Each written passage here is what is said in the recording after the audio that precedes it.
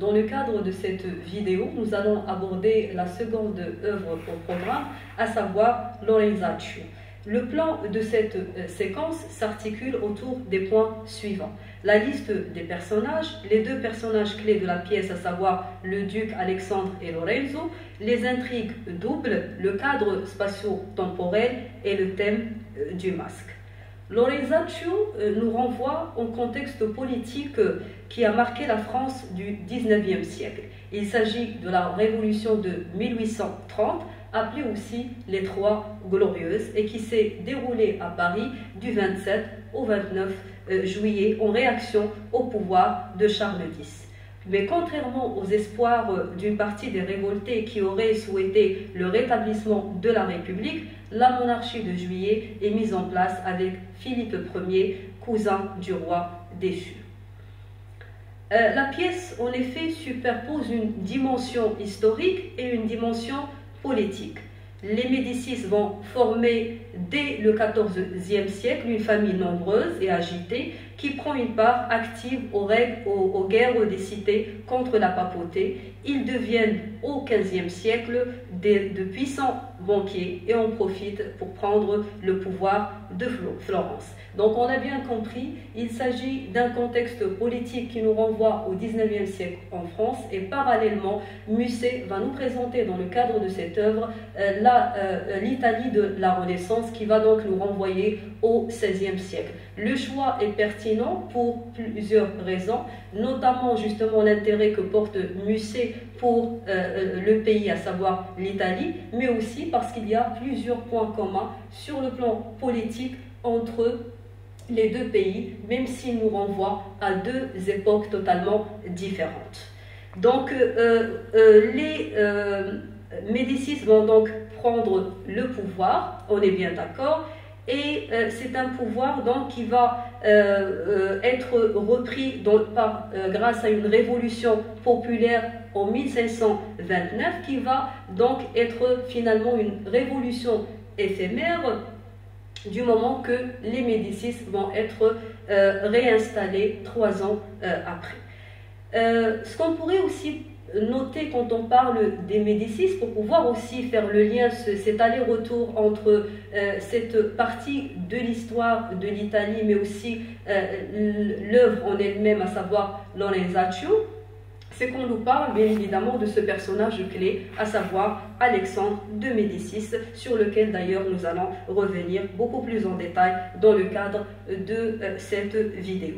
Donc, il va y avoir un échec bien évidemment de la République florentine, les Médicis vont reprendre donc le pouvoir, et on va se retrouver avec bien évidemment cet échec qui se manifeste à travers la mort d'Alexandre. Alexandre va mourir, mais il sera remplacé donc par son cousin, comme si il va y avoir une circularité, un point sur lequel d'ailleurs nous allons revenir par la suite, qui marque justement ce passage du duc Alexandre au duc comme de Médicis.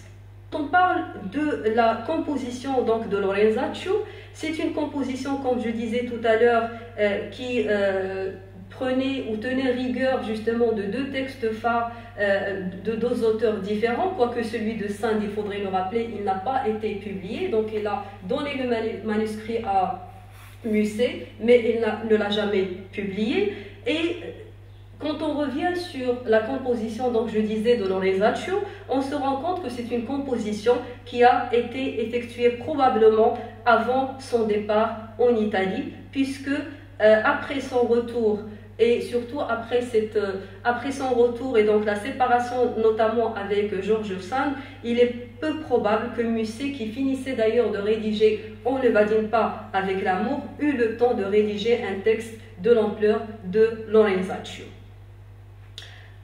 Donc à la fin du mois d'août 1834, paraissent les deux volumes de Un spectacle dans un fauteuil. Et là, quand on parle d'un spectacle dans un fauteuil, vous l'avez bien compris, il s'agit bien évidemment d'un théâtre que Musset a décidé d'écrire pour être lu et non plus pour être représenté. C'est la raison pour laquelle il va falloir attendre plusieurs années avant que la représentation donc, de Lorenzaccio puisse avoir lieu. Donc on a ce spectacle dans un fauteuil qui regroupe donc Lorenzaccio, les caprices de Marianne d'une part, André del Sarto, Fantasio, on ne va dire pas avec l'amour, la nuit vénitienne d'autre part. Donc, Alexandre de Médicis, bien évidemment le duc de Florence, sera nommé en premier et immédiatement défini par sa fonction politique. Il s'affirme ainsi d'entrée de jeu comme la clé de voûte du drame, celui qui focalise l'intérêt de tous. Vient ensuite Lorenzo et son sobriquet, et là quand on parle de sobriquet, on parle d'un surnom affectif et parfois moqueur qu'on pourrait associer à tel ou tel personnage, entre parenthèses, et qui rend d'ailleurs compte de cette dualité du personnage. Donc depuis le début, on a Lorenzo et entre parenthèses Lorenzaccio, ça nous met déjà sur la voie justement de cette dualité qui va caractériser ce personnage, une dualité sur laquelle nous allons revenir quand on abordera justement la thématique du masque. Comme va suivre, c'est un personnage qui succédera à Alexandre de Médicis et aura le dernier mot du drame. En effet, le duc donnera la première réplique de la pièce et comme la dernière. Donc finalement, le premier personnage qui va prendre la parole, c'est bien évidemment Alexandre de Médicis, et le dernier qui prendra la parole, c'est comme lorsqu'il va lui succéder. Également, ce qu'on pourrait noter concernant cette liste des personnages, c'est qu'elle va regrouper d'autres personnes qui font partie de cette même famille pour insister sur le fait que c'est une affaire familiale, une affaire de famille. C'est un élément aussi sur lequel on peut éventuellement s'arrêter chaque fois qu'on aborde l'histoire de Lorenzaccio. Donc, c'est une affaire de famille qui va bien évidemment impliquer d'autres personnages, notamment l'oncle de Lorenzo, sa mère et également sa tante. Tous des personnages également qui vont participer ou contribuer à l'évolution que va connaître donc l'action dans le cadre de cette pièce de théâtre, à savoir Lorenzaccio. On constate qu'en dernier lieu, que les personnages féminins principaux vont être groupés en fin de liste. Donc en début de la liste, on a les personnages masculins principaux et en fin de liste, on a les personnages féminins principaux. C'est une particularité de l'époque et c'est une particularité aussi qui est mise en relief de la part de Musset, d'autant plus que dans le cadre de cette pièce théâtrale, il ne s'agit pas vraiment d'une intrigue amoureuse telle qu'on a pu le constater à travers les caprices de Marianne.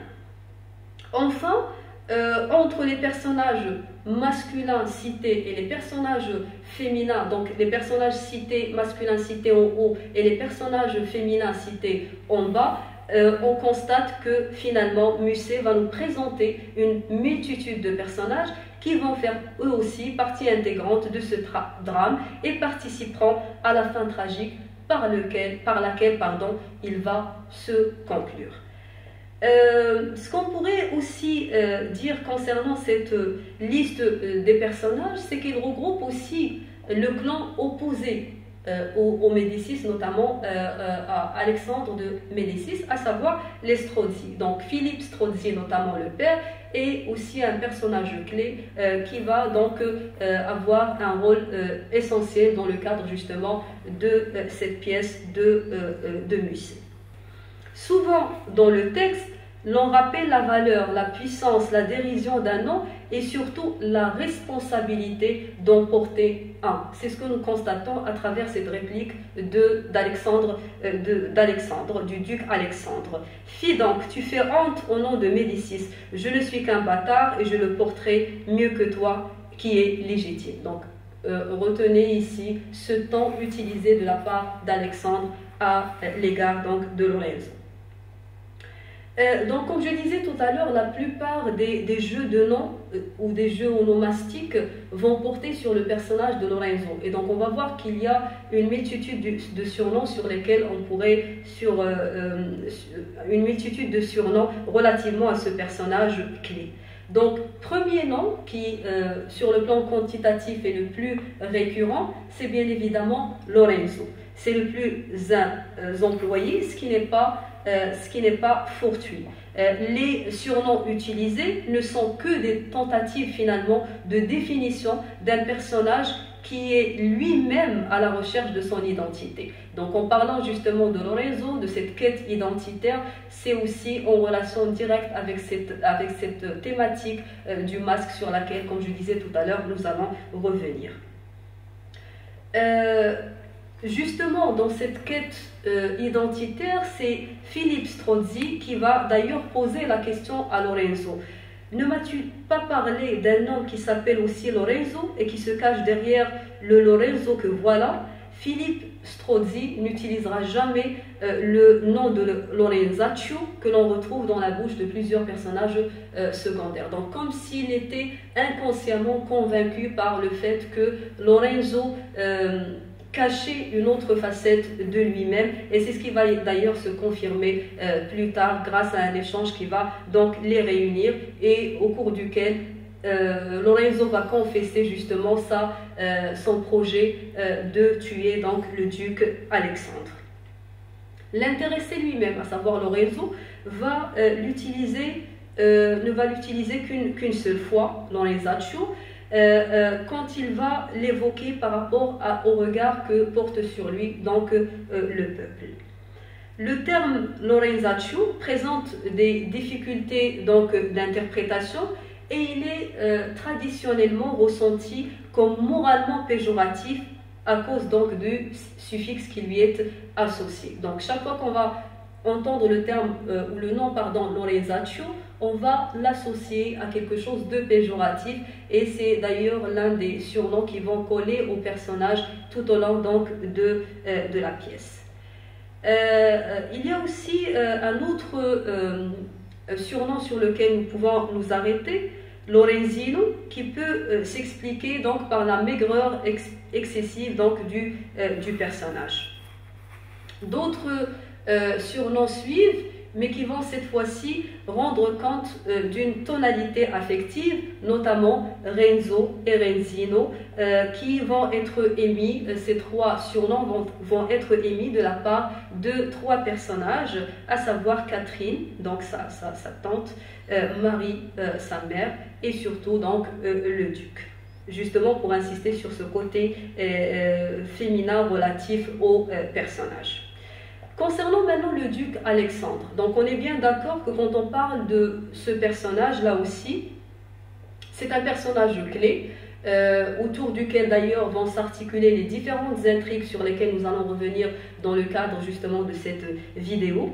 Comme Lorenzo, c'est un homme d'impatience et de mouvement, en politique, il est conscient qu'il est la créature du pape et de l'empereur, mais il fait, comme on dit, il fait avec. Il arrive à gérer la situation en dépit de cet état de fait.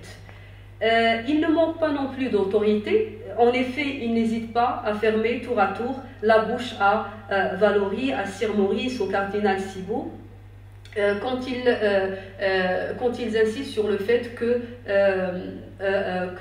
Lorenzo constitue un danger donc, pour le duc, mais aussi pour la stabilité politique de Florence.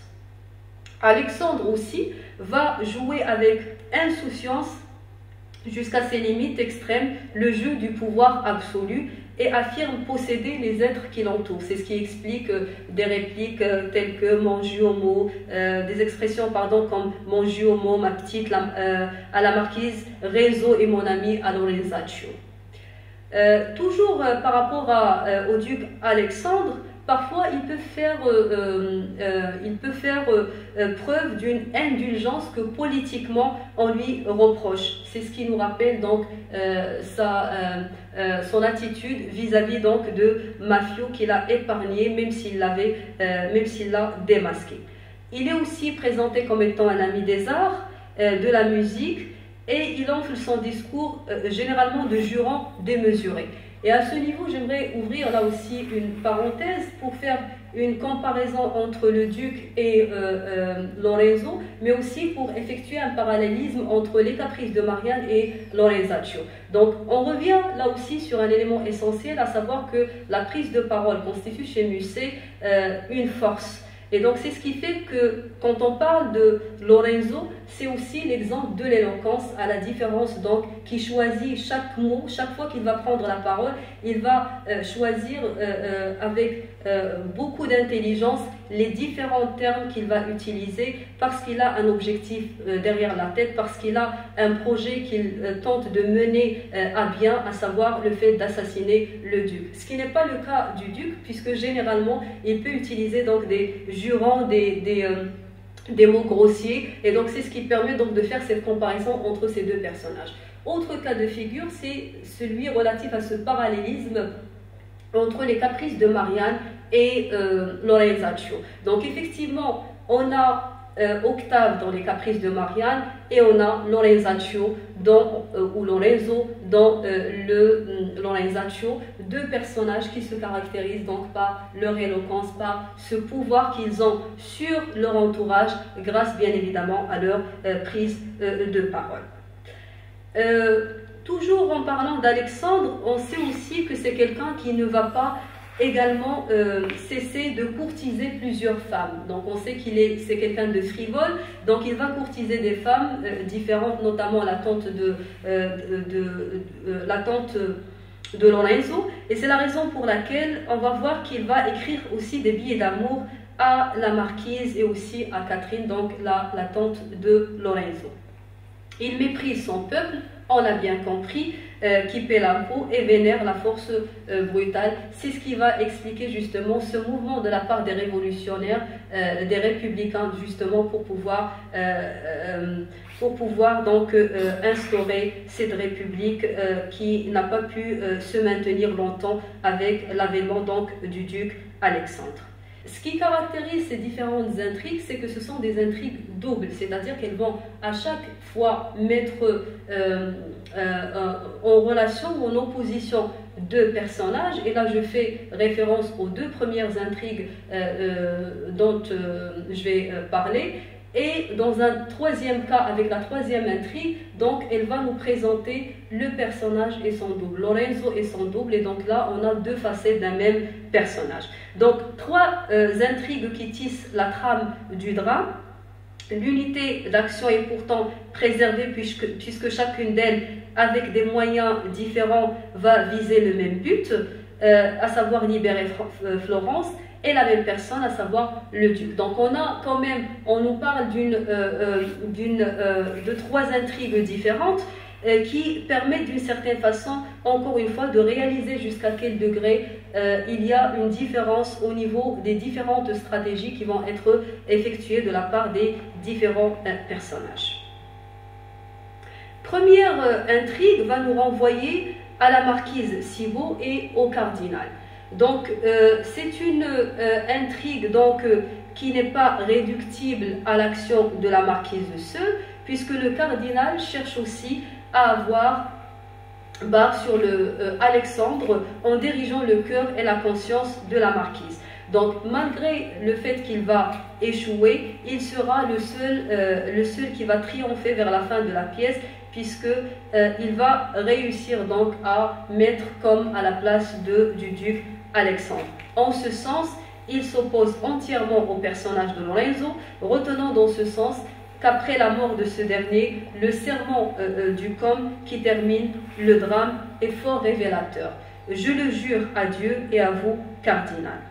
À travers donc ces intrigues qui mettent en relation la marquise et le cardinal, Musset rend compte du pouvoir de l'Église et permet aux lecteurs et aux spectateurs aussi de prendre connaissance de l'idée de circularité. En effet, après la mort du duc, rien ne change puisque finalement comme va venir le remplacer. Et donc, il va y avoir une sorte de circularité. Il va y avoir aucun changement qui va caractériser donc la ville de Florence telle que l'espérait Lorenzo en tuant donc le duc Alexandre.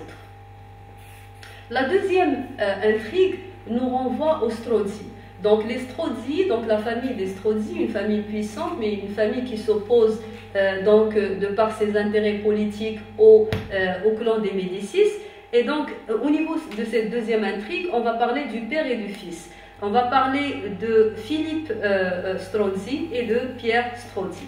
Donc pour les Strozzi, la démarche est inverse par rapport à celle émise de la part de la marquise, puisqu'il part du principe qu'il faut d'abord changer les institutions pour pouvoir donc apporter ou amener les hommes à être meilleurs. Donc Philippe va incarner ou va pratiquer toutes les vertus d'un authentique homme d'église, et il va se montrer quand même incapable de traduire ses discours en action. Cette inaptitude va apparaître surtout lorsqu'enfin, devant les outrages subis par Louise et l'emprisonnement de ses fils, il se résout à réunir les 40 pour réfléchir à une action commune. Mais finalement, c'est une action qui ne va pas aboutir, et donc les tentatives donc, de Philippe vont être vouées à l'échec. De cette intrigue délaissée qui fera de Philippe un banni et un personnage sans attache, il ne restera que quelques mots amers au dernier acte. C'est donc là ce qu'aura fait ce pauvre nom de Strozzi, qu'on a respecté si longtemps. Il aura produit un rebelle et 2 ou 3 massacres. À la différence du père, qui défend le côté légaliste de l'opposition républicaine, le fils, donc Pierre Strozzi, choisit la voie inverse, disperse ses efforts au gré des circonstances en l'absence de toute lucidité. Des efforts sans action concrète en vue de résultats probants. En somme, les actions du père et du fils annulent leurs effets et ne représentent que des embryons d'intrigue. Concernant maintenant la troisième intrigue, c'est celle qui concerne Lorenzo. Donc dans les deux premiers cas de figure, comme je le disais tout à l'heure, il s'agit de la confrontation de deux personnages qui ont des intérêts diamétralement opposés. Avec Lorenzo, avec cette troisième intrigue, Lorenzo va d'une certaine façon s'opposer à lui-même. Donc on va nous présenter Lorenzo et son double. C'est un agent double en politique, double à ses propres yeux, et il va donc quand même conduire de façon méticuleuse son plan jusqu'à exécution, c'est-à-dire jusqu'à ce qu'il puisse tuer donc le duc Alexandre. Ce qu'on pourrait constater, c'est que l'intrigue relative à Lorenzo, comme je disais tout à l'heure, est une intrigue bien ficelée. Et ceci se ressent à travers l'évolution de la démarche de Lorenzo depuis l'acte premier jusqu'à l'aboutissement de son projet, à savoir celui de tuer le duc Alexandre. Donc au niveau de l'acte premier, Lorenzo va jouer le rôle de l'entremetteur et du pleutre. Il incarne son rôle à la perfection et réussit à tromper tout le monde, y compris sa mère. Son projet est ainsi en marche. Donc il arrive à duper tout le monde. La facette qu'il leur projette est une facette selon laquelle c'est quelqu'un qui se caractérise par sa débauche, et c'est quelqu'un dont on ne pourrait jamais se douter, dont on ne pourrait jamais imaginer, ou de la part du qui on ne pourrait jamais imaginer un plan tel que celui qu'il va donc exécuter vers la fin de l'acte numéro 4. Au niveau du deuxième acte, lors de l'entrevue avec le peintre, il va prendre rendez-vous pour le duc, une façon pour lui subtiliser sa cotte de maille afin de le rendre vulnérable et pouvoir donc agir en conséquence. Au niveau du troisième acte, donc Lorenzo s'entraîne au combat pour une dernière fois et choisit donc le lieu d'exécution. Toutes les conditions sont propices, notamment les voisins qui sont habitués au tapage. Donc ils sont habitués à entendre des voix, donc ils ne vont jamais se douter le jour J qu'il y a quelque chose d'anormal ou d'inhabituel. Donc vous voyez qu'il prépare petit à petit son projet pour qu'il puisse aboutir au résultat escompté, à savoir celui donc de tuer le duc Alexandre. Au niveau du quatrième acte, le jour et l'heure du rendez-vous amoureux avec Catherine sont fixés avec le duc qui ne se doute nullement des vraies ambitions ou des vraies attentions de Lorenzo dont il fait d'ailleurs part aux républicains. Le meurtre aura lieu et constituera l'aboutissement d'un projet bien ficelé. Le cinquième acte nous montre que finalement l'assassinat a eu lieu certes au niveau de l'acte précédent, mais la pièce n'a pas encore pris fin. Cet acte va rendre compte de la seule intrigue qui a réussi techniquement, mais qui s'est soldée par l'échec du héros. Donc finalement, la seule intrigue qui a été bien travaillée, qui a été mûrement réfléchie, c'est celle relativement à Lorenzo. Donc techniquement, ça a été une réussite. Mais au niveau pratique, on va constater que finalement, les choses ne vont pas changer. Florence sera encore une fois donc dirigée par comme qui va succéder au duc Alexandre, et donc elle va rester, il ne va pas connaître le changement escompté de la part donc des républicains, notamment de la part de Lorenzo. Le cardinal réussit à tourner la situation en sa faveur en replaçant Florence dans la situation initiale, c'est-à-dire celle qui a précédé la mort du duc. Concernant maintenant le cadre spatio-temporel, on pourrait commencer d'abord par la composante temporelle, qui va d'ailleurs me permettre de revenir sur cet élément essentiel, à savoir la présence de l'histoire avec un grand H dans le cadre justement de cette pièce de théâtre. Concernant maintenant la thématique sur laquelle j'aimerais m'arrêter dans le cadre de cette vidéo, c'est la thématique du masque dont j'ai parlé tout à l'heure. Donc, tel qu'il a été façonné par Musset, Lorenzo est d'abord un masque à la recherche de son visage, un hypocrite en quête de sa vérité. Donc depuis le début, en tant que lecteur mais en tant que spectateur, on était amené à se poser un certain nombre de questions relativement à ce personnage. De qui s'agit-il réellement?